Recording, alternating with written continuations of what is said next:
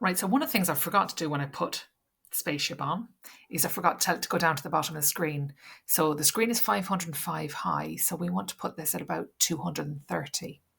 So I come over here to the properties, and it is on the y-axis. If you think when you learned your x and y-axis, x is the one that goes vertically, and the y is the horizontal axis. So y, we're going to put it at 230, and that'll place it down the bottom of the screen. Right, the next thing we need to do is we need to add our bullet to the screen, and we're going to just use a ball for that because it's really easy. So grab a ball and drop it on the screen. You can pick any colour you want. So there we go, it's now pink. It's a little bit small, so we're going to make the radius of it 8.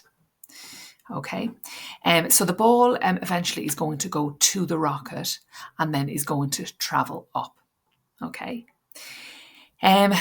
Now, what we also need is a clock. So basically, we want this spaceship to actually move, and we need like a little timer in there.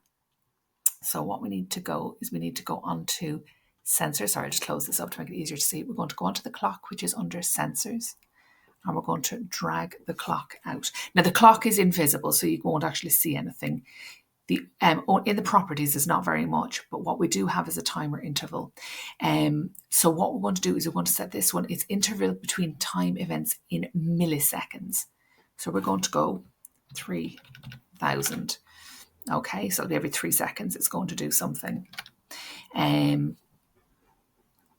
So now we have that on there. We've got 3,000 seconds, and we're ready to move on to the next section, which is where we put the scores in.